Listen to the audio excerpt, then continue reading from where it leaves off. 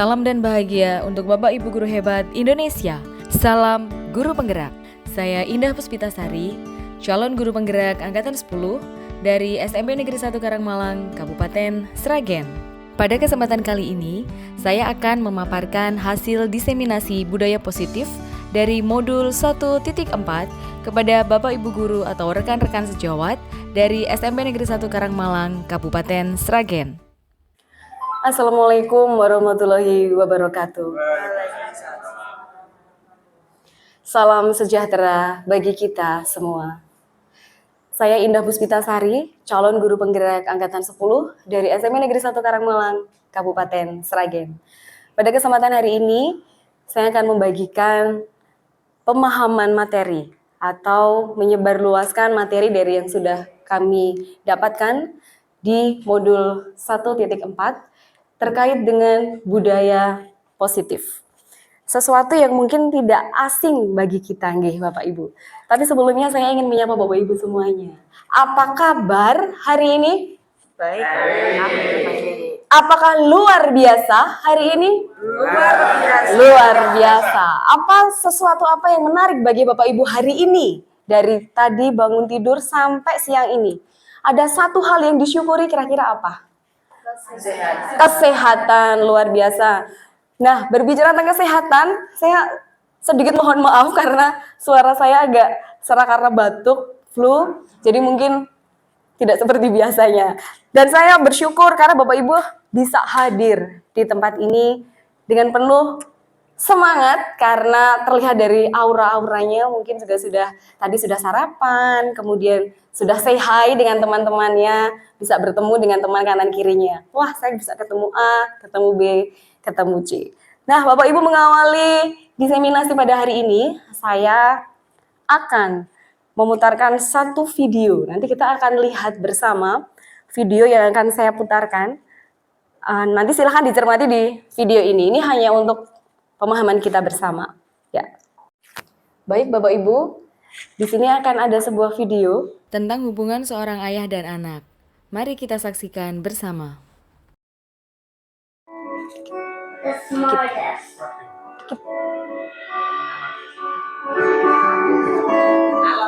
Sedikit aja. Clever. Waduh. The kindest. Ayahnya menjadi Allah yang terbaik bagi dia.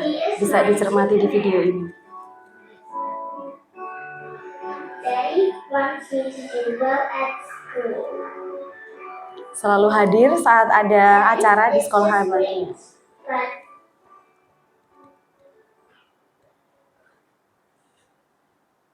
he lies. Tapi dia bohong.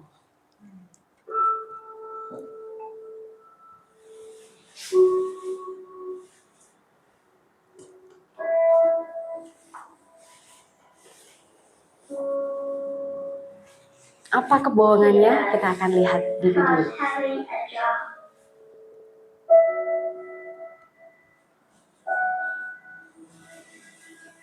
He lies about having money. Dia bohong terkait dengan keuangan. He lies that he's not tired.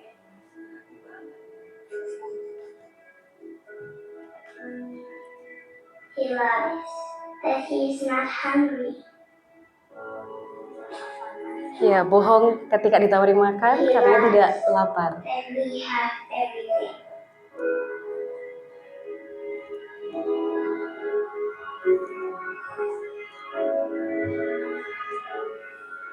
He lies about his happiness. Dia bohong tentang kebahagiaannya. He lies because of food.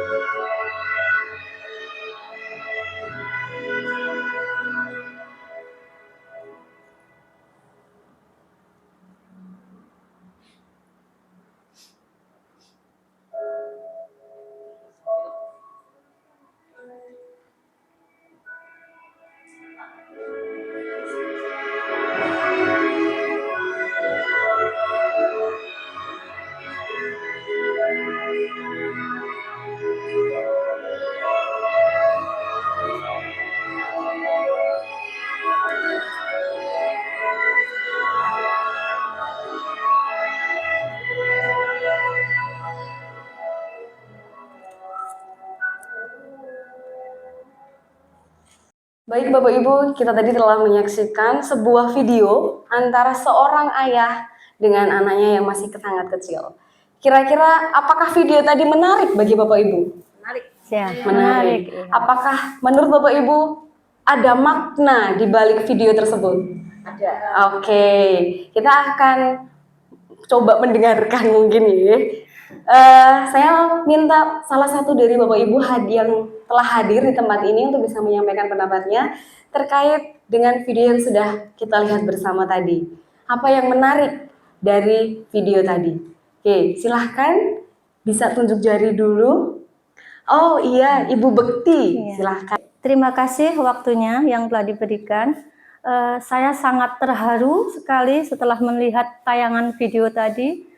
Bagaimana seorang ayah berjuang untuk membanggakan buat anaknya dan rela bekerja keras dan menutupi semua kekurangan hanya untuk membuat seorang anak menjadi bahagia dan bangga. Itu yang membuat saya sangat terharu. Meskipun di situ ada beberapa kebohongan, tapi kebohongan yang sangat positif. Ya, terima kasih. Hanya itu saja. Ya, luar biasa, kita berikan tepuk tangan yang luar biasa untuk Ibu Bekti yang sempat terenyuh, Iya. terharu, ternyata Iya. sampai ke hati. Saya yang mendengar ketika Ibu Bekti menyampaikan pendapatnya, saya malah jadi pengen nangis gitu.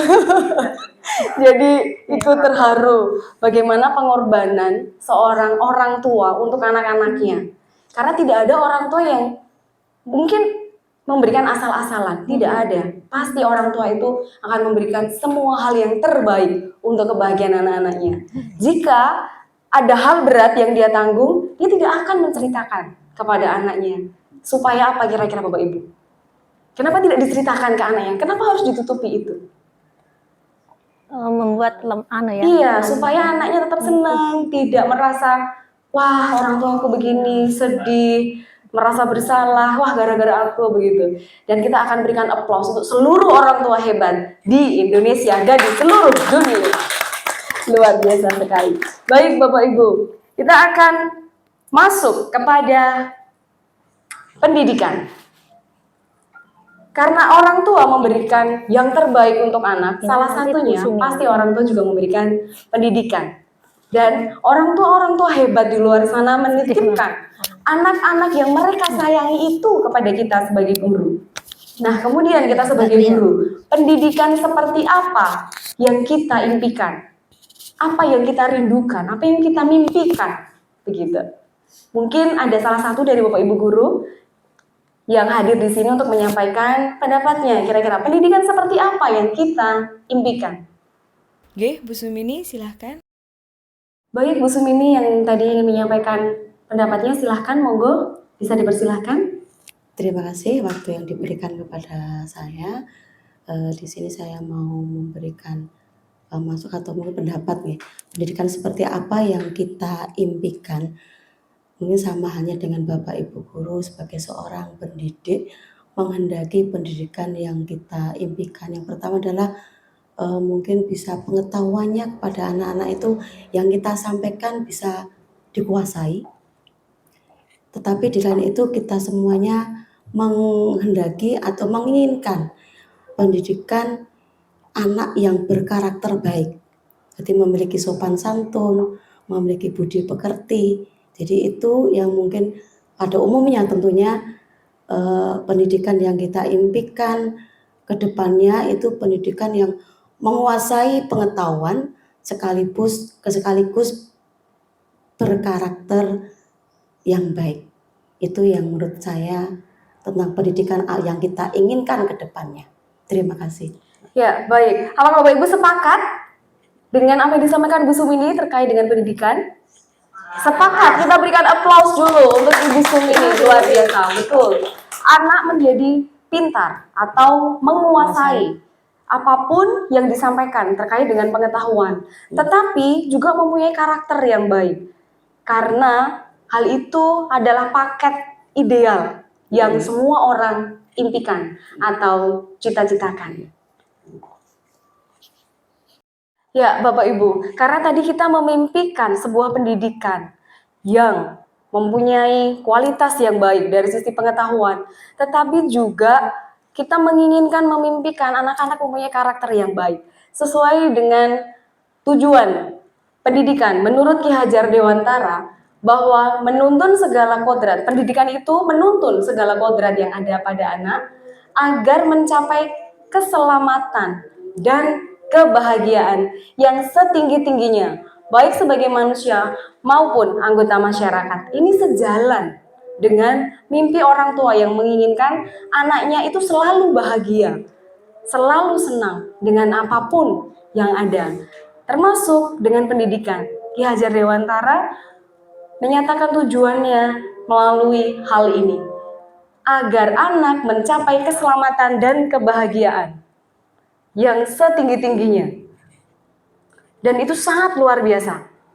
Jadi tanggung jawab kita sebagai guru adalah mewujudkan itu, menuntun itu. Kita menuntun. Kita tidak bisa mengubah apa yang mereka sudah miliki sejak lahir, tapi kita bisa menuntun step by step dari apa yang telah ada. Kemudian, guru diibaratkan sebagai seorang petani yang memiliki peranan penting untuk menjadikan tanamannya tumbuh subur. Kalau tanamannya subur, supaya tanamannya subur, kira-kira jika di situ ada hal-hal yang mengganggu, apa yang akan dilakukan oleh seorang petani itu, Bapak Ibu? Pasti akan membersihkan, mencabut, dan pasti supaya itu subur, apa yang dilakukan? Dipupuk, disiram, disemprot. Luar biasa sekali. Dan itu dilakukan semuanya karena kita sebagai seorang petani yang pengen tanaman itu tetap berkualitas. Sekolah diibaratkan sebagai tanah tempat bercocok tanam, sehingga guru harus mengusahakan sekolah jadi lingkungan yang menyenangkan, menjaga, dan melindungi murid dari hal-hal yang tidak baik. Nah, kemudian dari budaya positif hari ini yang akan saya sampaikan, konsep utamanya atau konsep inti dari budaya positif ada 6. Disiplin positif dan nilai kebajikan universal, kemudian motivasi, hukuman, dan penghargaan, keyakinan kelas, kebutuhan dasar manusia, 5 posisi kontrol, serta segitiga restitusi. Nanti saya akan menjelaskan terkait dengan ke-6 hal tersebut. Nah, seluruh warga sekolah bekerja sama untuk menciptakan lingkungan positif agar terbentuk suatu budaya positif. Kita tidak bisa menyalahkan atau hanya menuju kepada satu orang. Si A saja, si B saja, wali kelas saja, kepala sekolah saja, guru BK saja, tidak bisa. Kita perlu bekerja sama dalam seluruh komponen yang ada di sekolah. Kita membutuhkan kerjasama itu untuk mewujudkan hal tersebut. Nah, kemudian ketika guru melakukan sesuatu kepada siswa, mengontrol, ada beberapa miskonsepsi terkait dengan makna kontrol. Ilusi guru mengontrol murid, seolah guru bisa mengontrol, kamu harus menjadi seperti yang saya inginkan, begitu. Kamu harus A, B, C, D. Padahal itu hanya ilusi. Kemudian ilusi yang kedua, bahwa semua penguatan positif, efektif, dan bermanfaat menurut kacamata Bapak Ibu guru. Tetapi apakah itu sesuai dengan apa yang dirasakan oleh anak? Kemudian yang ketiga, ilusi bahwa kritik dan membuat orang merasa bersalah dapat menguatkan karakter. Ketika kita menghadapi anak, kemudian membuat mereka merasa bersalah, mereka diam, iya, tapi apakah kemudian itu menguatkan karakter mereka? Padahal di awal tadi kita memberikan pendidikan yang anak-anaknya itu punya karakter yang baik. Tapi ketika membuat orang merasa bersalah, ada luka di hati anak-anak itu. Kemudian ilusi yang keempat, bahwa orang dewasa memiliki hak untuk memaksa. Saya lebih dewasa, saya lebih tua dari kamu, jadi kamu harus nurut dengan A, B, C, D. Nah, tapi apakah kita bisa melihat dari sisi anak atau yang mendengar? Nah, kemudian dalam hal ini mengubah paradigma stimulus respon ke pendekatan teori kontrol. Apakah memang benar guru itu bisa mengontrol murid sepenuhnya? Kita akan melihat pada tabel ini. Yang kiri adalah stimulus respon dan yang kanan adalah teori kontrol. Di stimulus respon, realitas kebutuhan kita sama. Seolah kita menganggap begitu. Tetapi pada faktanya, kalau dari teori kontrol, kebutuhannya berbeda. Kebutuhan saya dengan Pak Rohmat juga mungkin berbeda. Saya sama-sama perempuan dengan Ibu Sumini juga mungkin berbeda. Tidak semua bisa disamaratakan, kebutuhannya akan sama. Kemudian semua orang melihat hal yang sama. Setiap orang memiliki gambaran yang berbeda. Misalnya saya memegang fit. Ya, ini minuman. Tetapi ada orang lain yang mungkin bisa melihat, oh ini bisa dipakai untuk melemparkan kepada orang, menyakiti orang, misalnya. Sesuatu yang negatif. Misalnya seperti itu. Kemudian kita mencoba mengubah orang agar berpandangan sama dengan kita. Seolah kita pengen semua orang punya pandangan yang sama. Saya memandang ke arah sana. Semua harus ikut ke arah sana. Tetapi di teori kontrol kita berusaha memahami pandangan orang lain tentang dunia. Kita bisa melihat bahwa hijau itu bagus. Tetapi ada orang yang melihat pink itu bagus. Jadi kita bisa memahami pandangan orang tentang hal lain.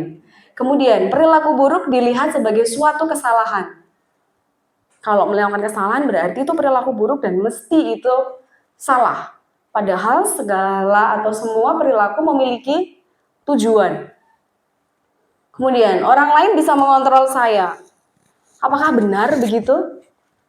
Tidak. Orang lain tidak bisa mengontrol kita. Keputusan apapun ada pada kita.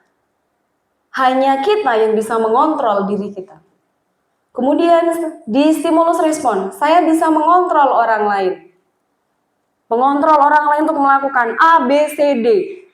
Tapi ternyata pada faktanya di teori kontrol, kita tidak bisa mengontrol orang lain. Termasuk tidak bisa mengontrol anak-anak murid kita, anak didik kita. Sesuai dengan apa yang ada di pikiran kita, membuatnya sama rata dari 750 siswa, misalnya seperti itu.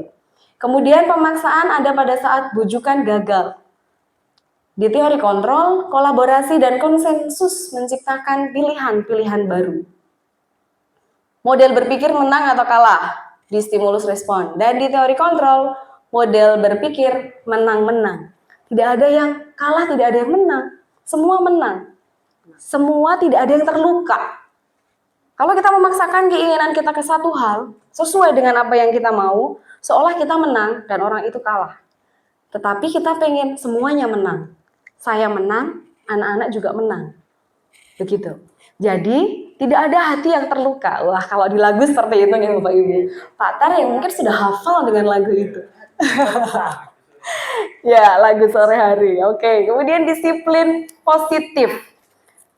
Disiplin positif. Apa itu disiplin positif? Disiplin diri yang memiliki motivasi internal. Kalau motivasi internal itu seperti apa Bapak Ibu? Motivasi yang dari luar atau dalam? Dari dalam. Dari dalam diri kita sendiri. Kemudian bertanggung jawab terhadap apa yang dilakukannya karena mereka mendasarkan tindakan mereka pada nilai-nilai kebajikan universal. Karena mereka mengetahui nilai-nilai kebajikan itu akan muncul motivasi intrinsik tanpa harus ada paksaan dari luar. Kemudian yang ketiga, mendampingi anak supaya memiliki disiplin diri sehingga bisa berperilaku dengan mengacu pada nilai kebajikan universal dan memiliki motivasi intrinsik. Inilah yang menjadi poin kita sebagai guru. Mendampingi anak. Kita hanya mendampingi, kita menuntun seperti yang ditujuan tadi, supaya mereka mendapatkan kebahagiaan yang setinggi-tingginya. Karena mereka adalah harapan orang tua mereka. Nah, di sini kita bisa mendampingi anak supaya memiliki disiplin diri yang mengacu pada nilai-nilai kebajikan universal. Apa itu nilai kebajikan? Nilai atau prinsip mulia yang dianut seseorang yang disepakati bersama, lepas dari suku bangsa, agama, bahasa, maupun latar belakangnya. Jadi, prinsip yang dianut oleh seseorang yang kemudian disepakati bersama. Ada beberapa referensi. Saya tampilkan di sini contoh nilai kebajikan dari institusi. Profil pelajar Pancasila. Beriman, bertakwa kepada Tuhan Yang Maha Esa, dan berakhlak mulia. Kemudian mandiri, bernalar kritis, berkebinekaan global, bergotong royong, dan kreatif. Ini nilai kebajikan universal. Secara umum, nilai kebajikan yang berdasar pada prinsip dan disepakati bersama. Kemudian menurut IBO Primary Years Program, sikap muridnya toleransi, rasa hormat, integritas, mandiri, menghargai, antusias, empati, keingintahuan, kreativitas, kerjasama, percaya diri, dan komitmen. Jadi nilai umum yang ada di dalam sebuah nilai kebajikan tersebut. Kemudian terkait dengan motivasi, hukuman, dan penghargaan. Ada 3 motivasi perilaku manusia. Ternyata ketika orang melakukan sesuatu itu ada 3 motivasinya. Kita tidak bisa mengarahkan tadi, semua harus melihat sesuai dengan cara pandang saya. Ternyata enggak, ada 3 hal, 3 macam motivasi. Yang pertama, untuk menghindari ketidaknyamanan atau hukuman. Supaya saya tidak dihukum, saya harus berangkat pagi. Motivasi apa Bapak Ibu? Internal atau eksternal? Eksternal, karena supaya tidak dihukum, berkaitan dengan sesuatu yang di luar dirinya. Kemudian yang kedua, untuk mendapatkan imbalan atau penghargaan dari orang lain. Kalau saya begini, saya nanti akan dapat hadiah terkait dengan penghargaan. Dan yang ketiga, untuk menjadi orang yang mereka inginkan dan menghargai diri sendiri dengan nilai-nilai yang mereka percaya. Dari 1, 2, dan 3, kita lihat tadi yang nomor 1, motivasi eksternal. Kalau nomor 2, internal atau eksternal Bapak Ibu? Eksternal, supaya dapat hadiah. Kalau yang ketiga, mereka inginkan dan menghargai diri sendiri, sesuai nilai yang dipercaya. Internal atau eksternal? Internal, jadi kalau internal dia tidak usah dioyak-oyak. Dia sudah akan bangun pagi sendiri. Bangun pagi sendiri, supaya tidak terlambat. Oh, saya harus pasang alarm, sak banter-banter ya, misalnya begitu. Tanpa harus dipaksa-paksa orang tua untuk segera berangkat ke sekolah. Motivasi ekstrinsik atau yang eksternal tadi. Dari luar, di nomor 1 dan 2. Motivasi yang kedua, intrinsik. Berarti dari dalam dirinya sendiri. Dia mempunyai sesuatu yang dia pegang, dan itu yang diyakini, dan itu yang diperjuangkan. Motivasi internal. Sekarang kita akan lihat, datang tepat waktu. Karena tidak ingin ditegur oleh kepala sekolah. Misalnya, motivasi eksternal. Karena berasal dari luar. Atau ekstrinsik, motivasi ekstrinsik. Harus ada pada sikon tertentu. Sama-sama datang tepat waktu. Kira-kira motivasi intrinsiknya apa Bapak Ibu? Datang tepat waktu, kira-kira motivasi intrinsiknya apa? Saya minta mungkin ada 1 atau 2. 1 mungkin ya, bisa menjawab. Kira-kira menyampaikan pendapatnya. Datang tepat waktu tapi motivasi intrinsik. Kira-kira apa mungkin bisa dibagikan? Oke, monggo bisa silahkan. Monggo silahkan Bapak Taryono ingin menyampaikan pendapatnya. Iya. Terima kasih.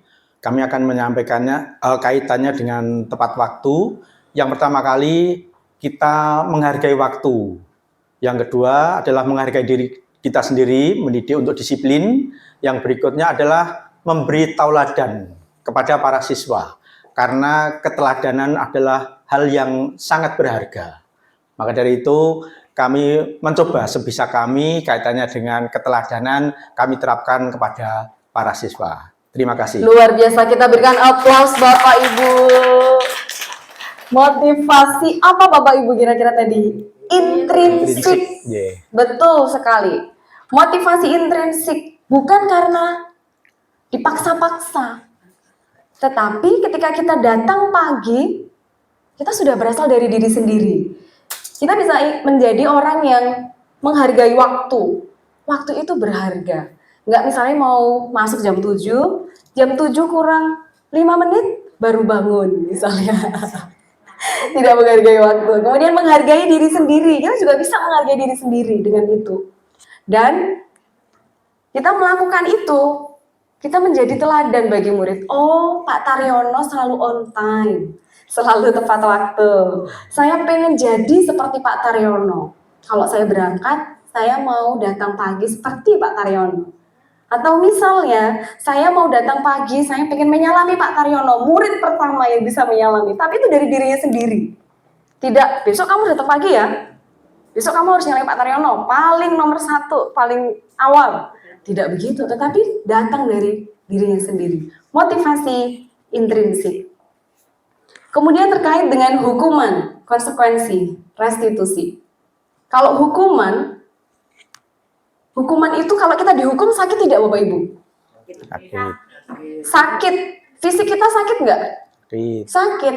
Tapi hati kita sakit nggak? Sakit. Sakit. Hukuman itu menyakitkan. Misalnya fisiknya dihukum, misalnya dijewer, misalnya. Setelah itu mungkin sudah sembuh, tapi luka di hatinya sudah sembuh belum? Bisa mungkin dibawa sampai tua. Ben, aku tahu. Misalnya begitu. Aku tahu dijewer Pak Kai atau Bu Kai. Misalnya seperti itu. Itu bisa dibawa. Dan itu meninggalkan bekas atau luka hukuman itu. Kalau konsekuensi, sesuatu yang memang harus terjadi. Sesuatu yang harus ditanggung. Kita udah tahu. Kita tahu resikonya. Sudah menyadari, wah nah ini saya terlambat nih, mungkin nanti saya akan misalnya pintunya sudah tertutup nih, saya jadi nggak bisa masuk, nanti saya harus lapor dulu ke BK, misalnya seperti itu, konsekuensinya harus ditanggung. Kemudian restitusi merupakan sebuah pilihan. Yang kedua, tidak nyaman untuk murid atau anak untuk jangka panjang.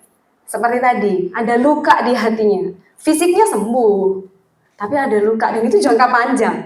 Jangka panjang. Tapi kalau konsekuensi tidak nyaman untuk murid atau anak untuk jangka waktu pendek. Tidak ada luka. Tidak ada sesuatu yang membekas yang dibawa sampai dewasa mungkin. Kemudian direstitusi menguatkan untuk murid atau anak dalam jangka waktu panjang.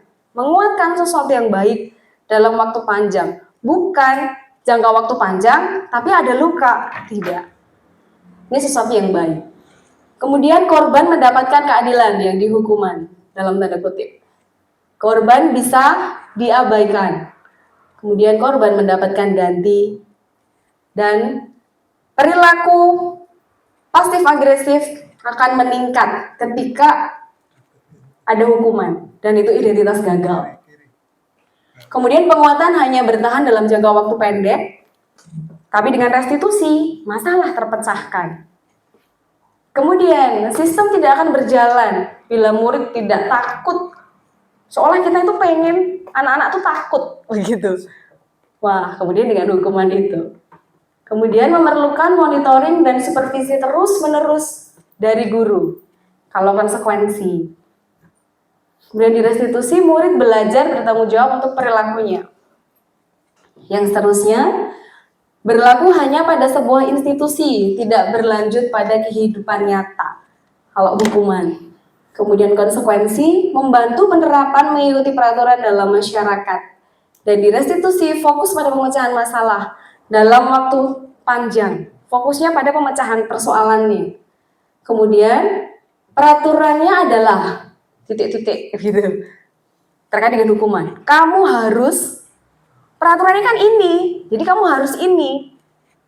Itu berkaitan dengan hukuman. Tetapi kalau yang di konsekuensi, kita membuat mereka berpikir, apa peraturannya? Mampukah kamu melakukannya? Misalnya begitu. Kalau di restitusi, apa yang diyakini, apa yang dipercaya, apa yang kamu yakini, ini terkait dengan nilai yang dia pegang, nilai yang dia percaya, dari yang sudah kita bahas di awal. Jadi dia akan memunculkan motivasi intrinsiknya. Kemudian apa yang bisa kamu lakukan untuk memperbaiki masalah ini? Diajak berpikir, supaya nilai-nilai yang dia pegang itu muncul, diingat kembali oleh anak itu. Sehingga tidak melulu pada aturannya apa, jadi harus bagaimana, misalnya begitu, terkait dengan yang hukuman. Kemudian murid atau anak membenci peraturan. Jika begitu, murid akan membenci. Bisa juga akan menganggap remeh peraturan itu. Tapi dengan konsekuensi, murid menghormati peraturan. Tapi jika restitusi, murid menghormati dirinya dan orang lain. Motivasi intrinsik berasal dari dirinya. Jadi bukan karena paksaan. Nah, sekarang kita akan coba. Kita akan memilih hukuman atau konsekuensi. Kalau hukuman, misalnya tadi kita datang telat dihukum, harus ini, harus push up, harus apa, misalnya seperti itu. Tapi kalau konsekuensi kita tahu bahwa kalau saya begini nanti konsekuensinya begini. Begitu Bapak Ibu, kita akan coba. Nanti saya akan memberikan link, nanti Bapak Ibu bisa coba. Kira-kira tinggal klik saja nanti. Kita akan pakai Kahoot ya. Nanti tinggal klik di antara dua pilihan, tinggal pilih hukuman atau konsekuensi.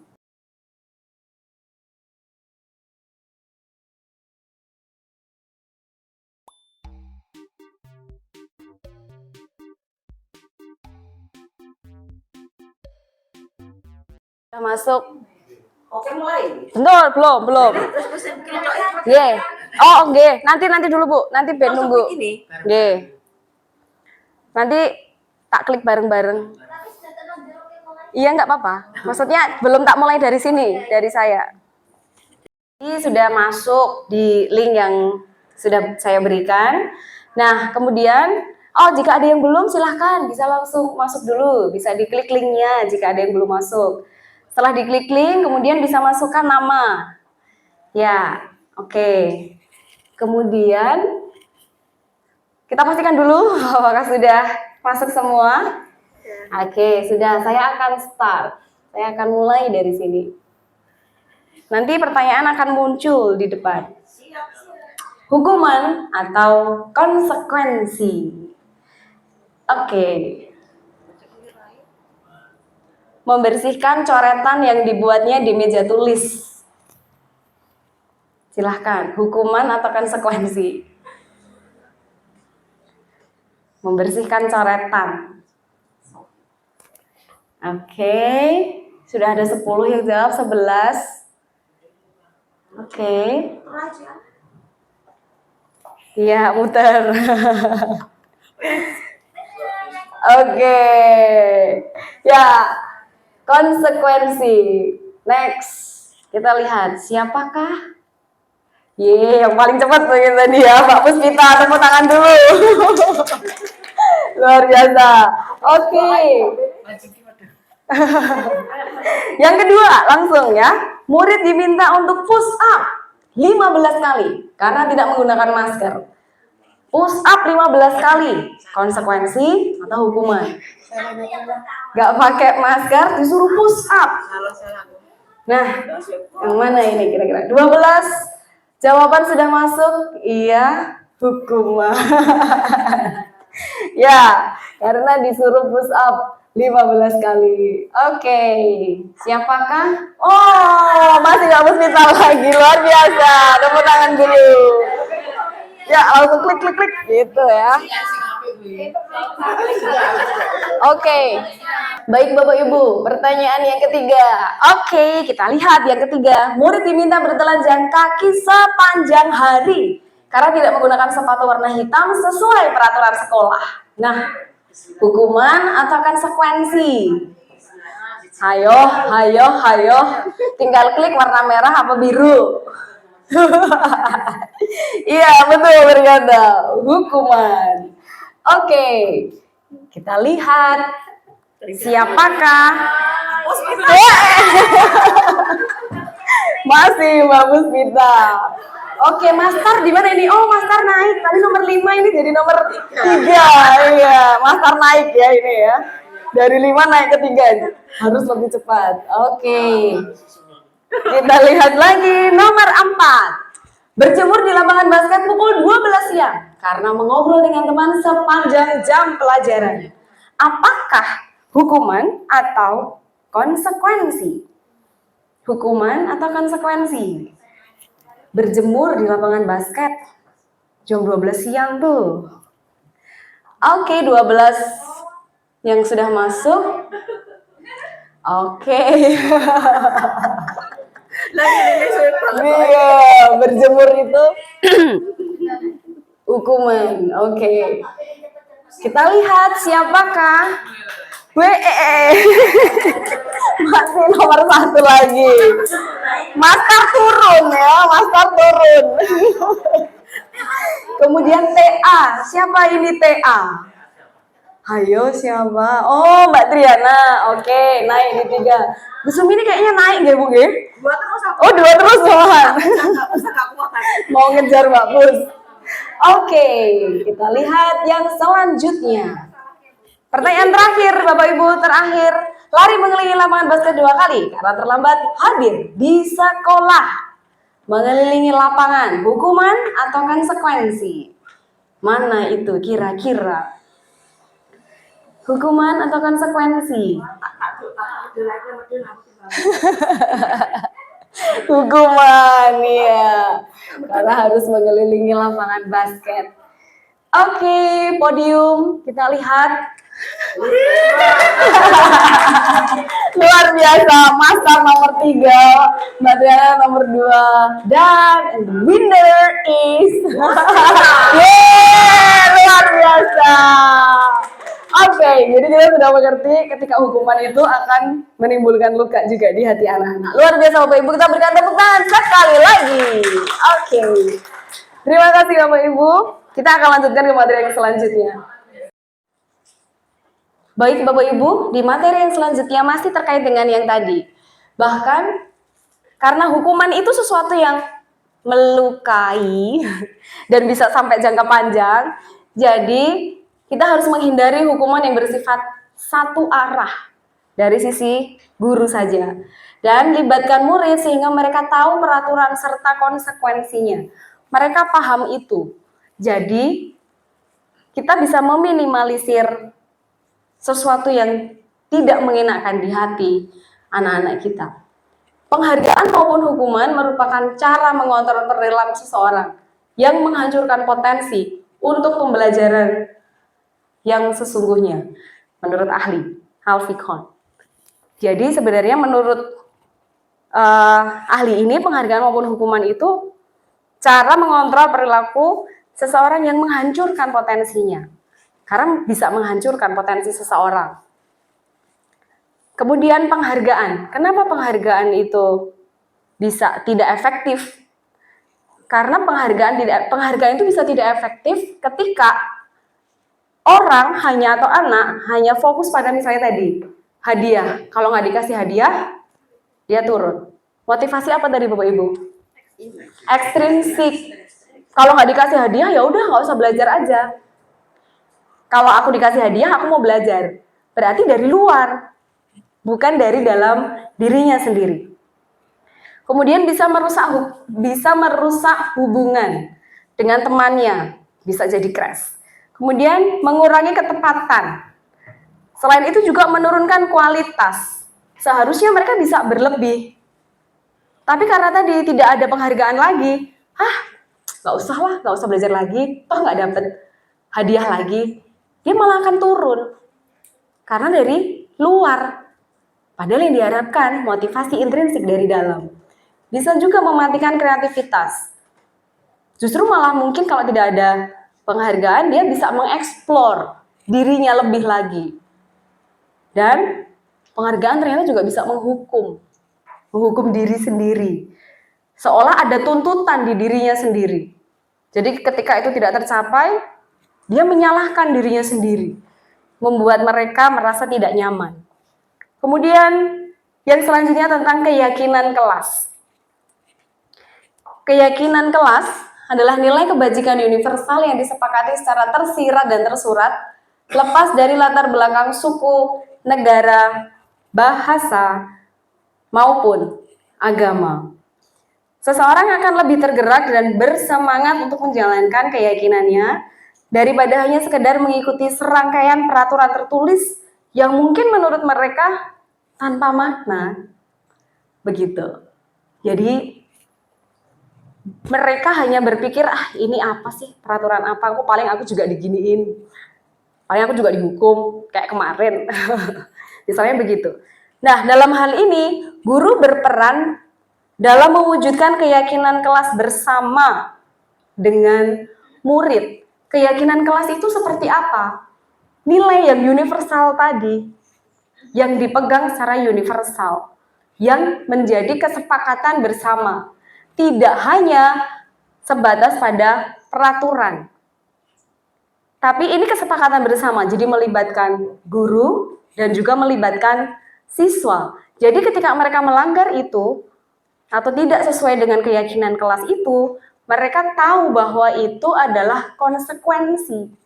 Tapi kalau itu langsung peraturan, mereka akan melihat bahwa kalau aku tidak melakukan ini, aku dihukum. Tapi kalau keyakinan kelas, kesepakatan bersama antara guru dan siswa. Jadi ketika itu melanggar, mereka tahu ini konsekuensi saya. Seperti itu. Dan saya akan memberikan contoh implementasi dari keyakinan kelas yang sudah saya lakukan di kelas 8. Nanti Bapak Ibu bisa melihat keyakinan kelas yang sudah saya lakukan seperti apa. Baik Bapak Ibu, saya akan menampilkan video saat saya melakukan pembentukan keyakinan kelas di kelas 8B. Terkait dengan budaya positif yang tadi sudah saya lakukan beberapa waktu lalu di kelas. Jadi ini bisa sebagai gambaran Bapak Ibu semuanya tentang keyakinan kelas.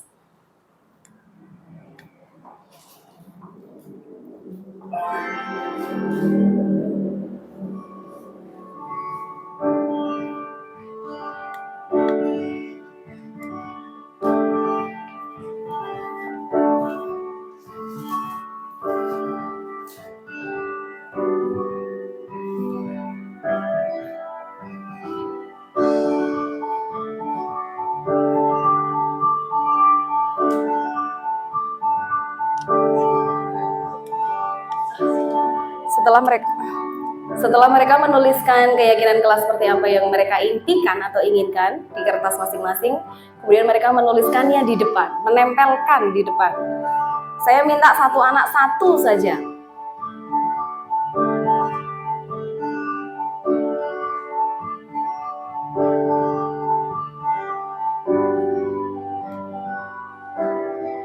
Anak-anak kemudian menempelkan. Dan ketika menempelkan ada yang senyum-senyum begitu karena mereka penasaran juga dengan jawaban temannya kira-kira apa yang mereka akan tuliskan.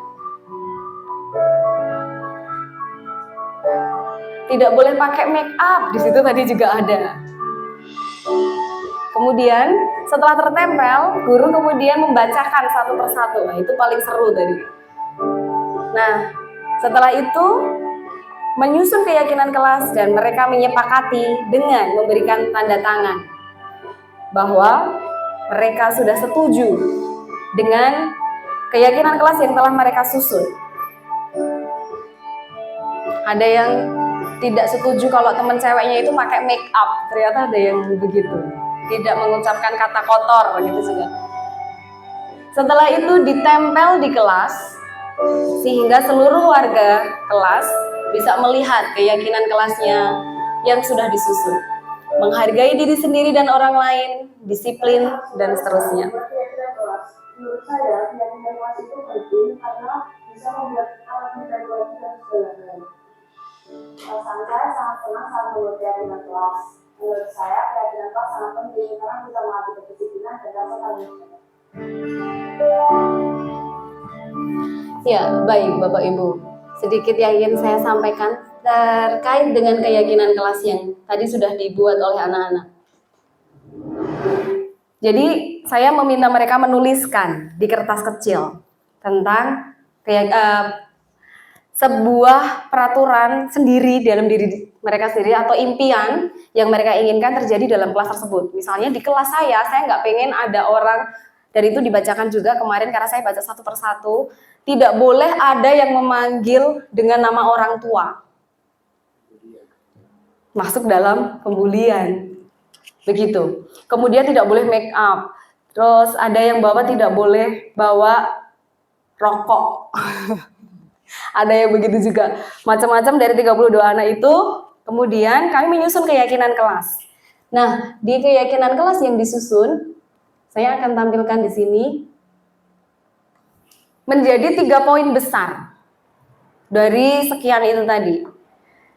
Yang pertama, menghargai diri sendiri dan orang lain. Ketika mereka mengucapkan atau memanggil nama teman mereka dengan nama orang tua, apakah itu menghargai? Tidak. Mereka tidak menghargai orang tuanya, orang tua temannya, dan diri mereka sendiri, diri orang lain juga, diri temannya itu. Jadi kita rangkum semua menjadi 3 poin besar. Menghargai diri sendiri dan orang lain. Dari sekian banyak yang mereka sudah tuliskan. Kemudian ada yang menuliskan nggak boleh telat, begitu. Tidak boleh telat masuk saat pelajaran. Kemudian ada yang menuliskan nggak boleh rame. Mungkin anak-anak yang pintar-pintar itu sebenarnya juga risih ketika teman-temannya pada berisik di kelas. Nah, itu terangkum dalam poin disiplin dalam pembelajaran. Ada yang harus ngerjain PR, itu dari mereka sendiri. Kita tidak langsung menyerahkan, ini loh aturannya, tidak begitu. Kemudian yang ketiga, menjaga kebersihan dan kesehatan. Karena ada yang nulis tidak boleh bawa rokok. Jadi poinnya menjaga kebersihan dan kesehatan. 3 poin ini, begitu nanti ada yang melanggar, kita kembalikan lagi. Kan dulu sudah tanda tangan, kita menyepakati ini, begitu. Jadi setelah ini sudah deal, mereka membaca, mengetahui, kita minta tanda tangan mereka. Kita simpan itu. Dan setelah itu kita tempel. Supaya mereka melihat dari yang sudah mereka sepakati. Baik Bapak Ibu, dari keyakinan kelas, kita akan menuju pada kebutuhan dasar manusia. Karena dari sana tadi ada beberapa anak, ternyata ada perilaku-perilaku mereka yang tidak sesuai. Kita melihat apa sebenarnya yang terjadi ketika mereka melakukan itu. Ternyata kita melihat bahwa ada 5 kebutuhan dasar manusia. Bertahan hidup, penguasaan, kasih sayang dan rasa diterima, kesenangan, serta kebebasan. Muaranya ketika mereka begitu akan kembali lagi kepada kebutuhan dasar tersebut. Bertahan hidup misalnya berkaitan dengan kesehatan, rumah, makanan. Kemudian kasih sayang dan rasa diterima, hubungan dan koneksi sosial, memberi dan menerima kasih sayang, tetap terhubung dengan orang lain. Kemudian penguasaan berkaitan dengan harga diri. Keinginan dianggap berharga, diakui, dihormati. Itu kebutuhan yang ketiga. Dan yang keempat, kebebasan. Ternyata butuh tuh, ada kebutuhan terkait dengan hal itu. Kemandirian, otonomi, memiliki pilihan, mampu mengendalikan arah hidup seseorang. Dan yang terakhir, kesenangan. Mencari kesenangan, bermain, tertawa. Misal ada anak saat pelajaran, mereka dolanan gitu ya, atau mainan sendiri. Berarti kebutuhan akan kesenangan mereka itu belum tercukupi. Jadi mereka melakukan itu dengan cara yang tidak tepat. Karena kebutuhan kesenangan tidak tercukupi. Mereka kemudian mencari cara sendiri supaya kebutuhan itu tercukupi. Dengan apa? Mainan sendiri di kelas. mengganggu teman-teman yang lain yang saat itu sedang pelajaran, atau ngisengin temennya. Kemudian terkait dengan posisi kontrol. Posisi kontrol guru ada 5 yang tertulis di sini. Yang pertama, guru sebagai penghukum. Yang kedua, teman, pembuat merasa bersalah, pemantau, dan manajer. Yang diharapkan adalah posisi kontrol sebagai manajer. Dalam hal ini, kita lihat sedikit.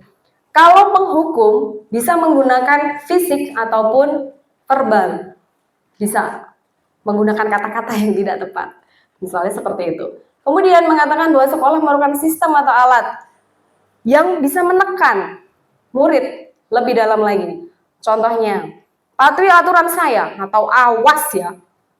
Seperti itu misalnya. Atau kamu selalu saja salah. Selalu, pasti selalu, yang terakhir selesai. Penghukum. Kemudian membuat merasa bersalah. Biasanya guru akan bersuara lebih lembut supaya mengena ke hatinya. Menggunakan keheningan yang buat orang lain merasa tidak nyaman dan merasa, oh iya aku sing salah, begitu. Bahkan dia sampai rumah bisa saja nangis karena merasa bersalah atau rendah diri. Karena itu bisa disampaikan dengan suara lembut atau pelan. Ibu sangat kecewa sekali dengan kamu. Pelan tapi mengena. Jadi itu membuat mereka merasa bersalah. Wah, aku sudah salah banget ini. Berapa kali Bapak harus memberitahu kamu ya? Jadi dia tidak yang teriak-teriak. Gimana coba kalau orang tua kamu tahu kamu berbuat begini? Lembut tapi dia, wah iya aku salah nih. Aku sudah salah sama Bapak Ibuku. Misalnya begitu. Kemudian teman. Nah, kalau dalam ini tidak menyakiti murid, namun berupaya mengontrol melalui persuasi. Bisa negatif ataupun juga positif. Hubungan yang terjalin baik karena sebagai teman, seolah sebagai teman, bisa cerita, bisa ngobrol begitu. Kemudian guru di posisi teman menggunakan hubungan baik untuk mempengaruhi, wah dengan gojekan gitu bisa. Contohnya, ayo bantulah demi Bapak ya, gitu. Jadi seolah sebagai teman dengan teman sendiri. Ayo ingat tidak bantuan Bapak selama ini. Misalnya begitu. Kemudian pemantau. Nah, kalau ini terkait dengan pemantau berkaitan dengan peraturan. Memantau berarti mengawasi. Posisi pemantau berdasarkan pada peraturan-peraturan. Ayo, peraturannya apa? Gak boleh pakai sepatu warna putih, misalnya. Terus, sanksi atau konsekuensinya apa? Karena dia langsung mengacu kepada peraturan. Manajer, ini yang diharapkan. Posisi kontrol sebagai manajer. Guru berbuat sesuatu bersama dengan murid. Mempersilahkan murid mempertanggungjawabkan perilakunya. Mendukung murid agar dapat menemukan solusi atas permasalahannya sendiri. Mengajak mereka berpikir supaya nilai kebajikan yang ada dalam dirinya, motivasi intrinsiknya muncul. Memiliki keterampilan di posisi teman atau pemantau. Yang tadi tetap dibutuhkan, tapi harus dikombinasi. Kemudian, guru akan mengembalikan tanggung jawab pada murid untuk mencari jalan keluar. Diajak berpikir, mencari jalan keluarnya. Tentu dengan bimbingan guru. Supaya apa? Menjadi pribadi yang mandiri, merdeka, dan tanggung jawab. Motivasi intrinsik muncul. Contohnya seperti ini, kalimat yang bisa dipakai. Apa yang kita yakini? Kembali ke keyakinan kelas tadi. Apa kamu meyakininya? Dan seterusnya. Kita coba lagi Bapak Ibu, Kahoot. Oke, kita coba lagi Kahoot. Saya akan kirim link, nanti Bapak Ibu bisa menentukan. Kira-kira kalimat yang nanti saya sampaikan di sana, yang saya tuliskan, itu kalimat yang diucapkan oleh seorang penghukum, atau pembuat merasa bersalah, atau teman, dan seterusnya. Tinggal klik saja nanti. Kalau tadi 2, sekarang 5. Mikir. 4 kalau nggak 5 ya. 4 aja. Ya tinggal mikir kalimat itu masuk mana gitu ya. Oke, kita akan coba Bapak Ibu.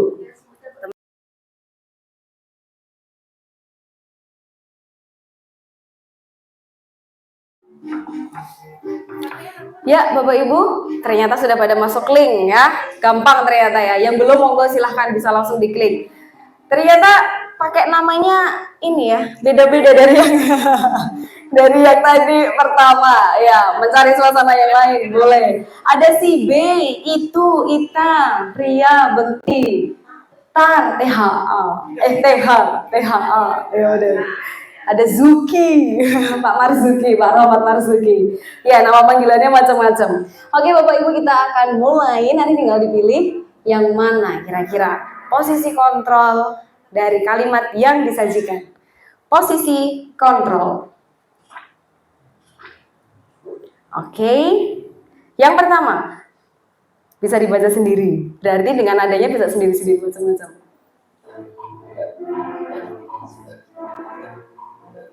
Kira-kira apa ini?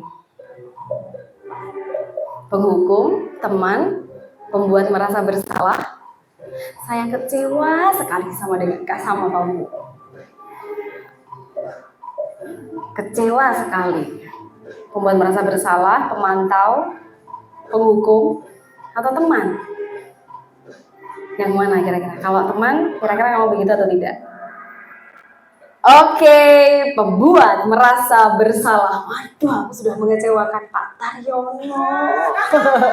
Nggak bisa tidur muridnya. Pak Tar ternyata sedih sekali, padahal Pak Tar itu guru idolaku. Aku sudah membuatnya kecewa, begitu. Ya, oke. Kita lihat. Siapakah Siti M? Ini Mahmudah atau Mas Nikah ini? Karena Ibu Sitinya ada 2. Oke, Ibu Siti Mahmudah, luar biasa. Langsung naik nomor 1. Nomor 2, patuhi aturan saya atau awas. Nah, apa ini? Patuhi aturan saya atau awas. Posisi kontrol sebagai apa kira-kira? Tinggal dipilih warna apa. Ya, betul sekali. Penghukum. Penghukum. Kita lihat siapakah yang di atas. Oh, Mbak Isa. Wih, luar biasa, tepuk tangan. Oke. Nomor 3. Ayo, ingat tidak bantuan Bapak selama ini? Ayo, ingat tidak bantuan Bapak selama ini? Apa kira-kira? Penghukum, teman, manajer, atau pemantau?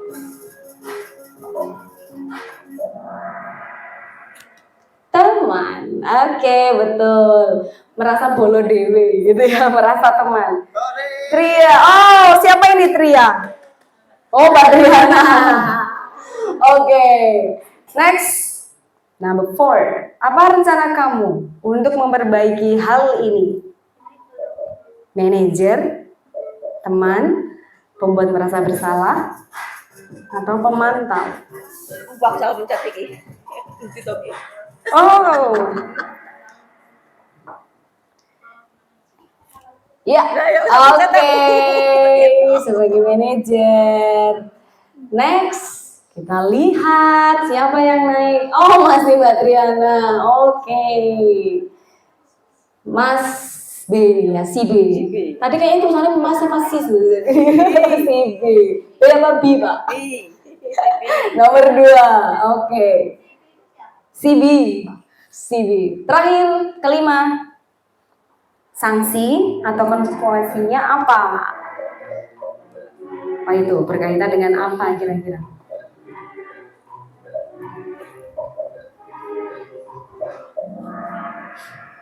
Pemantau, berkaitan dengan peraturan tadi. Kita lihat siapakah yang naik podium.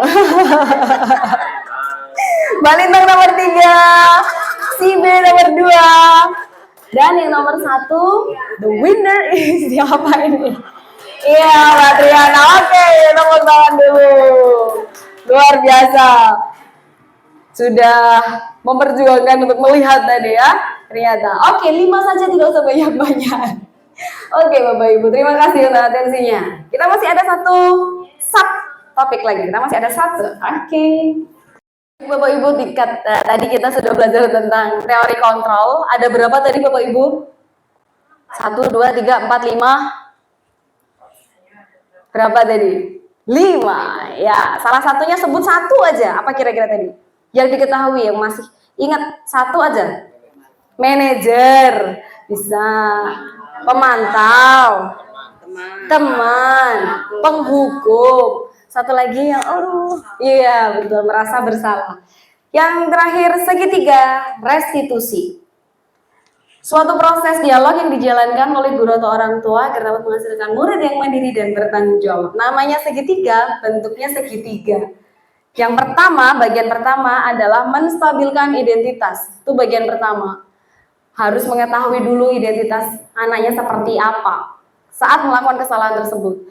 Pada segitiga restitusi, ini menjadi hal yang paling dasar. Dia ada di bawah. Jadi ini hal yang paling dasar yang harus kita sampaikan, yang harus kita terapkan. Sehingga ini menjadi poin penting. Langkah awal menjadi dasar, karena dia ada di bawah dalam segitiga itu. Nah, di menstabilkan identitas ini, yaitu mengubah identitas anak dari orang yang gagal karena melakukan kesalahan menjadi orang yang sukses. Di tahap ini yang kita lakukan kepada anak. Kuncinya ada di sini, mengubah identitas anak dari orang yang gagal terlebih dahulu. Karena mereka ketika melakukan kesalahan, mereka akan kemudian merasa bahwa wah saya gagal dan saya gagal. Nah, saat menstabilkan identitas ini, ada berbagai kalimat yang Bapak Ibu guru bisa pakai. Sehingga kalimat-kalimat ini akan bisa menjadi dasar yang kuat bagi anak-anak. Pada tahap ini, kita bisa menyampaikan, berbuat salah itu tidak apa-apa. Tidak ada manusia yang sempurna. Jadi mereka ngerti, oh iya, tadi aku jatuh. Biasanya saya juga nggak begini loh. Tapi ternyata memang saya bisa melakukan sebuah kesalahan, tapi tidak saya sendiri yang melakukan kesalahan. Orang lain pernah. Begitu. Jadi kita bisa menyampaikan itu. Kita bisa menyelesaikan ini. Ini kalimat-kalimat yang bisa kita pakai untuk menstabilkan identitas murid. Kamu berhak merasa begitu. Misalnya dia dibully kemudian sedih. Nah, kita bisa ada pada posisinya tersebut. Kemudian yang kedua, validasi tindakan yang salah. Pada tahap ini, setiap tindakan dilakukan untuk memenuhi kebutuhan dasar. Di awal kita sudah membahas terkait dengan 5 kebutuhan dasar manusia. Ada yang bertahan hidup, ada yang kesenangan, dan sebagainya. Seringkali siswa melakukan itu karena ada kebutuhan dasarnya yang tidak tercukupi. Kemudian mereka melakukan itu seolah mereka ingin mencoba memenuhi kebutuhan itu, tetapi ternyata dilakukan dengan cara yang salah atau yang tidak tepat. Ketika kita mengerti ada kebutuhan dasar anak, dan ternyata kita juga mengerti bahwa oh ada kebutuhan dasar si A ini loh yang belum tercukupi, sehingga dia bisa melakukan hal ini. Dengan begini, guru bisa memahami alasan di balik tindakan murid tersebut. Tidak serta-merta langsung menyalahkan, kamu salah, kamu ini, kamu itu. Tetapi kita sebagai guru, seperti yang bisa dibaca dalam slide, memahami alasan di balik tindakan murid tersebut. Karena terkait dengan kebutuhan dasar yang mungkin tidak tercukupi. Dengan begitu, guru juga bisa memahami, tidak serta-merta memojokkan anak, tidak serta-merta membuat anak semakin bersalah. Seringkali banyak guru atau bahkan orang tua, ketika ada anak yang salah, sebenarnya mungkin malah tidak hanya menyalahkan, tetapi justru malah semakin menekan ke bawah. Kamu itu salah, kamu begini, kamu begini, kamu begitu.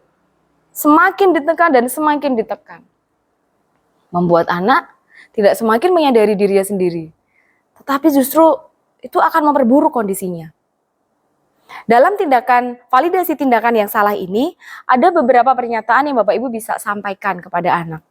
Kita bisa menggunakan kalimat seperti yang Bapak Ibu bisa lihat di dalam slide.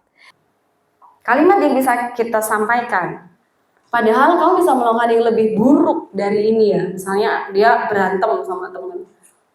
Untung nggak sampai misalnya pakai senjata tajam atau apa yang dibawa. Sesuatu yang lebih buruk dari itu. Kemudian kita juga bisa menyampaikan selain itu, kamu pasti punya alasan mengapa kamu melakukan hal itu. Kita memvalidasi dari tindakan yang salah tersebut. Kemudian yang ketiga adalah menanyakan keyakinan. Pada tahap ini, murid akan siap untuk dihubungkan dengan nilai-nilai yang dia percaya, kemudian berpindah menjadi orang yang dia inginkan. Ketika kita sudah menstabilkan identitasnya, memvalidasi tindakan yang salah, nah pada tahap ini, murid siap untuk dihubungkan dengan nilai-nilai yang dia percaya dan bisa menjadi seseorang yang dia inginkan. Nilai-nilai kebajikan, nilai-nilai yang selama ini dipegang, prinsip yang dipegang.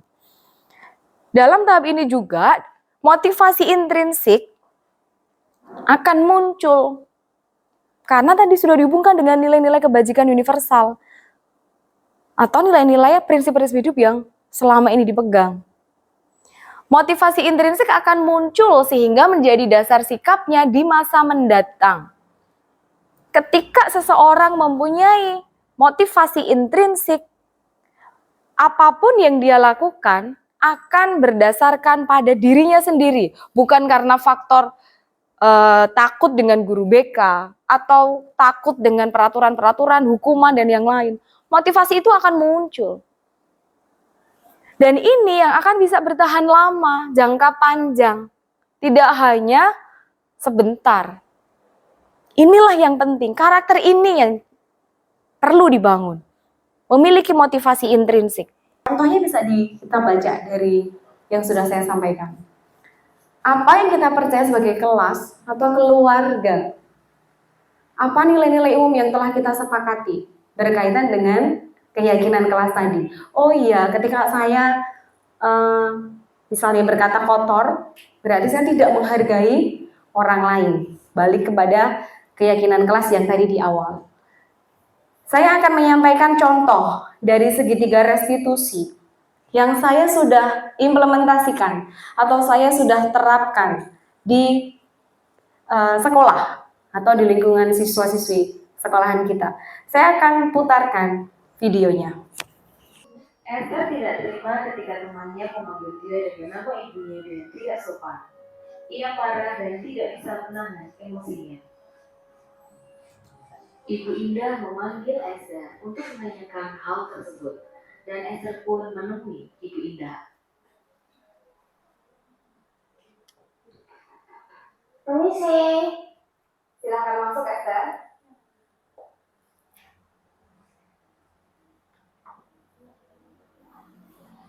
Selamat pagi, Miss. Selamat pagi Esther. Esther, tadi ketua kelas menyampaikan kepada Indah kalau kamu habis bertengkar ya sama Andi. Iya, Miss. Saya kesel dan marah sama Andi. Loh, kenapa kesel dan marah sama Andi? Karena Andi selalu ejek saya pakai nama ibu saya dengan tidak sopan. Kan hanya kali ini aja, Miss. Yang udah sering sekali. Oh, begitu ya. Kamu berhak merasa begitu. Seorang ibu memang harus dihargai, bukan untuk bahan bercandaan dengan tidak sopan seperti itu. Lalu, apa yang Esther lakukan kepada Andi? Saya marah-marah dan melemparnya dengan buku. Dengan buku? Oh, begitu. Esther pasti punya alasan mengapa melakukan hal itu ya. Iyalah, Miss. Masa saya mau diem aja, ibu saya dijadiin bahan ejekan dan bercandaan kayak gitu. Apalagi ini tuh udah berulang, Miss. Ya, saya paham. Esther sangat marah kepada Andi karena melakukan hal yang tidak baik. Saya menghargai Esther tidak melakukan hal yang lebih buruk dari itu. Sekarang, Coba kita pikirkan, apakah ketika Esther marah sampai melempar dengan buku itu sesuai dengan keyakinan kelas kita? Tidak, nih. Yang kita percaya sebagai kelas atau sebuah keluarga yang baik. Harus saling menghargai dan menghormati anak. Tepat sekali. Menurut saya, saling dan menghormati teman. Apakah itu untuk Esther? Penting, nih. Baik. Kalau menurut Esther penting, jadi harus melakukan saat kamu sedang marah. Sekali lagi, Miss. Ya, betul sekali. Kamu bersedia hari ini? Miss, apa yang akan kamu lakukan untuk memperbaiki hal ini? Saya akan lakukan dan akan jika hal ini terjadi, akan melakukan. Ya, tepat dengan Esther. Ya, sekarang saya boleh apa yang terbaik.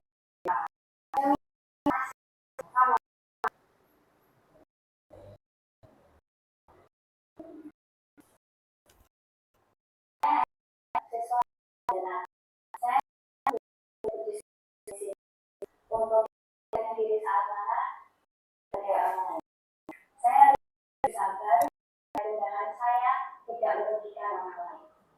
Terima kasih, ya.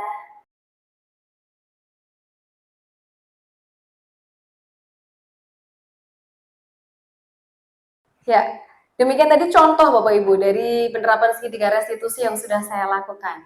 Nah, salah satu cara dengan restitusi ini merupakan salah satu cara menanamkan positif murid sebagai bagian dari budaya positif di sekolah. Dan budaya sekolah perlu dengan secara konsisten dan melibatkan kesepakatan keluarga sekolah sehingga visi sekolah bisa terwujud dan murid bisa belajar di lingkungan sekolah yang aman dan nyaman. Oke, satu Bapak Ibu, apa hal baru? Kita masuk di refleksi. Satu hal baru yang Bapak Ibu dapatkan pada diseminasi positif, budaya positif kali ini. Satu saja. Saya minta Bapak Ibu untuk bisa menyampaikan satu saja, sesuatu yang Bapak Ibu dapat pada hari ini.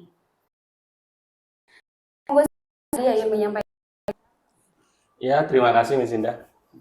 Dari tadi paparan saya, seperti iman itu yang akan tidak karena itu tidak menyadarkan siswa, tidak menyadarkan siswa karena sering dihukum menjadi luka. Jadi itu lebih baik dihindari. Ya, terima kasih. Terima kasih Mas Adi. Ya, betul sekali Bapak Ibu. Karena hukuman itu menimbulkan luka dan itu bisa jangka panjang. Kita mungkin kadang tidak terpikirkan kalau itu bisa menyakiti siswa mungkin saat itu. Tapi ternyata itu bisa memberi efek jangka panjang. Selalu diingat oleh siswa. Baik Bapak Ibu, terima kasih Mas Adi yang telah menyampaikan refleksinya. Dan kayaknya masih Bapak Ibu masih bersemangat dan saya minta mungkin bisa satu lagi kali ya Bapak Ibu untuk bisa menyampaikan refleksi di kesempatan kali ini. Monggo dipersilahkan untuk Bapak Ibu yang ingin menyampaikan refleksi atas kegiatan kita di hari ini. Monggo silahkan. Oh ya Pak Rohmat, karena tadi Mas Adi sudah duduk, mungkin bisa pinarak ke depan sambil ya supaya tidak mengantuk atau bisa untuk menggerakkan badan. Monggo Pak Rohmat, dipersilahkan. Monggo. Bisa geser sedikit? Monggo. Ya, terima kasih Miss Indah. Langsung saja, hal menarik bagi saya adalah terkait tentang penghargaan. Selama ini banyak orang, termasuk saya, berpikir bahwa dengan penghargaan tersebut bisa memacu orang yang mendapatkan menjadi semakin baik lagi. Selanjutnya mereka bisa termotivasi melakukan hal-hal yang baik, yang sangat luar biasa tentunya. Tetapi ternyata dalam diseminasi kali ini dipaparkan bahwa penghargaan itu malah menghukum dan menurunkan kreativitas. Saya menjadi semakin berpikir dan berhati-hati ketika saya akan memberikan penghargaan kepada murid-murid saya nanti. Selain itu, saya melihat betapa pentingnya motivasi intrinsik yang dimiliki seseorang sehingga akan sangat berdampak pada hidupnya menjadi semakin efektif. Itu saja Miss yang saya dapat sampaikan. Iya, matur nuwun. Terima kasih sekali Pak Rohmat sudah berefleksi. Monggo bisa dipersilahkan duduk kembali. Ya, terima kasih Pak Rohmat yang telah menyampaikan refleksi pada hari ini. Sekarang, karena dari tadi kita sudah duduk terus, nah sekarang saya ingin memberikan kesempatan Bapak Ibu bisa menggerakkan kakinya. Jadi monggo kami persilahkan untuk yang akan bertanya, bisa maju ke depan supaya sambil jalan-jalan sedikit begitu, nggih, supaya tidak mengantuk Bapak Ibu. Nggih, monggo. Dipersilahkan, monggo silahkan yang ingin bertanya lagi. Nggih, Bu Lintang, monggo silahkan bisa maju ke depan.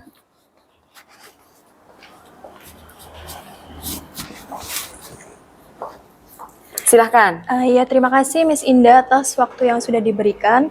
Saya ingin bertanya sebelumnya, menurut saya kadang peraturan sekolah yang sudah ada itu terasa tidak efektif. Misalkan masih banyak siswa yang memakai sepatu berwarna putih. Padahal di peraturan sekolah itu sudah jelas tertulis bahwa siswa itu harus memakai sepatu berwarna hitam. Lalu yang saya ingin tanyakan yaitu, apakah bedanya antara keyakinan kelas dengan peraturan sekolah atau peraturan kelas yang sudah ada? Terima kasih. Ya, baik. Terima kasih Bu Lintang. Kita berikan applause dulu untuk Bu Lintang. Oke, luar biasa sekali. Terima kasih. Silahkan duduk kembali. Ya, terima kasih Mbak Lintang yang sudah menyampaikan pertanyaannya tadi. Pertanyaan yang disampaikan yaitu tentang bedanya peraturan dengan keyakinan kelas. Karena seringkali peraturan itu sudah mendarah daging seolah kata-kata itu dari dulu, bahkan dari saya zaman sekolah, kuliah itu kata-kata peraturan sekolah itu sudah sering sekali. Kalau keyakinan kelas memang sesuatu yang mungkin kurang familiar bagi kita. Nah, Bapak Ibu sekarang bedanya tadi yang ditanyakan peraturan dengan keyakinan. Ketika peraturan itu berasal dari luar pribadi anak. Jadi dari eksternal. Karena peraturan sudah disusun tanpa ada kesepakatan dahulu dengan anak. Tetapi kalau keyakinan kelas itu sedikit berbeda begitu. Jadi anak tidak serta-merta langsung menerima, oh ini peraturannya harus begini, tidak. Tetapi anak diajak berpikir, diajak berdialog, berdiskusi, kemudian menyepakati kesepakatan atau keyakinan kelas yang tadi sudah disepakati bersama-sama dengan teman-teman satu kelasnya dan juga dengan guru. Kalau keyakinan kelas itu berasal dari nilai-nilai yang mereka sudah miliki. Nilai-nilai kebajikan universal yang sudah mereka miliki. Nah, kemudian dari nilai-nilai itu mereka memikirkan kembali, mereka menggali nilai-nilai yang sudah mereka pahami tersebut. Kemudian disatukan di dalam satu kelas dan kita bisa mengambil tadi yang sudah saya sampaikan beberapa dari keyakinan kelas yang kemudian yang kalau tadi saya contohkan di depan dari implementasi yang sudah saya lakukan, keyakinan kelas yang sudah saya susun dengan anak-anak ada 3. Ada 3 keyakinan kelas. Dan keyakinan kelas itu adalah nilai yang universal. Nilai kebajikan yang universal. Yang tidak spesifik gitu ya, tidak memandang suku, agama, ras, tetapi nilai-nilai universal. Nilai kebajikan universal. Nah, dari sini anak akan mengerti bahwa di dalam dirinya juga mereka sebenarnya sudah mengerti bagaimana menghormati orang lain, bagaimana menghargai orang lain. Ketika mereka membuli temannya misalnya, oh ketika saya membuli teman saya, berarti saya sudah tidak menghargai teman saya ini. Bahkan kalau di kasus di beberapa anak ada yang mereka membulinya itu dengan menyebutkan atau memanggil nama orang tuanya, bisa ibu atau bapaknya, dengan tidak sopan, dan itu melukai ternyata. Mereka tidak suka dipanggil seperti itu. Bahkan ada yang malu, ada yang marah, karena kemudian nama orang tua bapak atau ibunya ini bisa menjadi bahan candaan. Dan mereka tidak suka itu. Ketika itu dilakukan oleh teman-temannya, berarti mereka sedang tidak menghargai orang lain. Mereka tidak menghargai orang tuanya, atau juga si anak tersebut tadi. Begitu. Dengan keyakinan kelas yang telah disusun, kita harapkan nilai-nilai kebajikan yang mereka miliki ini semakin kuat, semakin dikuatkan. Dan hal ini bisa dipakai secara keseluruhan untuk mendorong motivasi intrinsik yang ada di dalam anak ini bisa keluar. Tanpa harus kita paksa-paksa terus. Tetapi motivasi intrinsik yang kita gali, kita dampingi anak untuk memunculkan motivasi intrinsik dari dirinya. Sehingga ketika mereka melakukan pelanggaran itu tidak langsung hukuman. Tapi mereka mengerti, oh saya sudah melanggar keyakinan kelas. Saya harus meminta maaf kepada teman saya, misalnya seperti itu. Jadi kita tidak hanya menuntut anak untuk, ini loh ada aturan, ini loh ada peraturan yang harus kamu taati, tetapi mereka kita ajak untuk bisa mengerti secara komprehensif. Dan mereka memahami tentang hal ini. Dan keluar dari nilai-nilai yang ada dalam dirinya. Sehingga motivasi intrinsik itu juga akan muncul. Ini yang perlu kita sebagai guru saat mendampingi mereka, kita perlu mendampingi untuk memunculkan hal-hal tersebut. Nah, dalam hal ini kita sebagai guru, kita harus menuntun anak supaya motivasi-motivasi intrinsik dari para siswa ini atau dari para murid bisa dimiliki. Karena ini yang akan bertahan dengan kuat. Dan bertahan sampai jangka panjang. Ketika seseorang mempunyai motivasi intrinsik, hal itu akan menguatkan pribadinya, karakternya. Seperti tadi ketika misalnya supaya tidak terlambat, begitu. Supaya tidak terlambat, mereka harus bagaimana? Mereka bukan yang karena takut pada peraturan, oh saya terlambat nanti saya dihukum, nanti saya begini-begini, tetapi mereka harus berjuang. Saya harus menghargai diri saya sendiri dengan saya tidak terlambat. Nah, tanpa dipaksa, mereka akan bangun pagi. Malamnya akan set alarm. Sehingga pagi-pagi mereka sudah bisa berangkat dengan semangat yang mereka miliki. Karena apa? Ketika pelajaran di awalnya sudah dengan hukuman misalnya tadi, itu akan mempengaruhi sepanjang hari anak itu mengikuti pembelajaran. Tetapi ketika misalnya pagi-pagi, karena dorongan intrinsik atau motivasi intrinsik yang mereka miliki, datang pagi-pagi ke sekolah, kemudian sukacita, happy-happy saja misalnya, saat mengikuti pembelajaran di kelas mereka juga akan senang. Dan suasana pembelajaran yang menyenangkan akan tercipta. Salah satunya ketika anak sudah merasa terbangun dengan suasana yang menyenangkan tersebut, tidak langsung datang langsung dimarahi. Begitu. Sehingga saat seharian mengikuti pembelajaran, mereka bisa mengikuti pembelajaran itu dengan baik. Dan materi pun bisa disampaikan dan tertangkap baik juga dengan anak, sehingga pembelajaran akan semakin efektif. Begitu. Terima kasih Bu Lintang yang sudah menyampaikan pertanyaannya. Demikian dari budaya positif yang bisa kami sampaikan hari ini. Terima kasih dan perhatian Bapak Ibu semuanya yang bisa mengikuti dari awal sampai akhir dengan baik.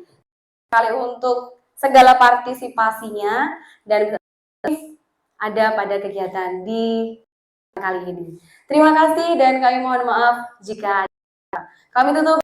Assalamualaikum warahmatullahi wabarakatuh.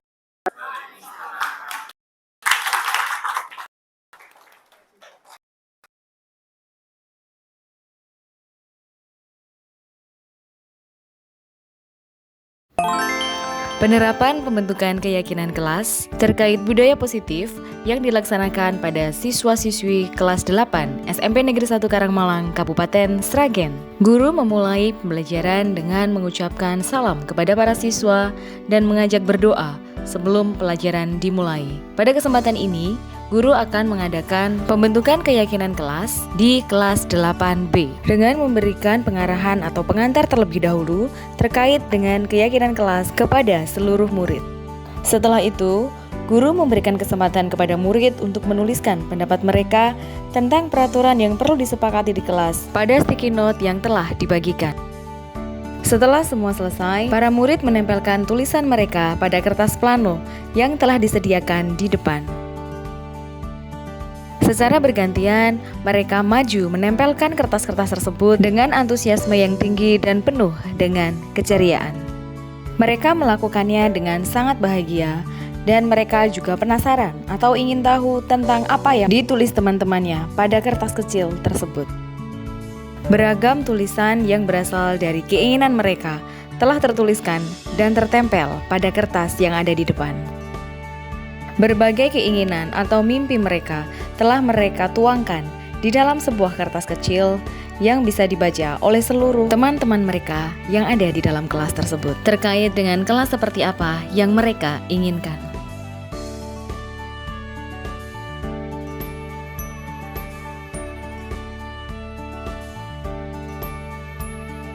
Kemudian, guru membacakan tulisan mereka satu persatu. Dengan antusias, mereka mendengarkan dan menyimak dengan baik. Setelah semua kertas kecil itu dibacakan, guru dan murid menyusun keyakinan kelas dengan berbagai poin yang ada di dalam kertas-kertas tersebut dan menyusunnya menjadi beberapa poin besar secara menyeluruh dan menemukan nilai kebajikan universal secara bersama-sama. Yang dilakukan selanjutnya yaitu guru dan murid meninjau ulang keyakinan kelas tersebut, sehingga mereka kemudian menyepakati tentang ketiga keyakinan kelas tersebut. Setelah kesepakatan tercapai, murid menandatangani keyakinan kelas yang telah disepakati bersama, sehingga mereka bisa mengerti dan bertanggung jawab tentang keyakinan kelas yang telah disusun bersama.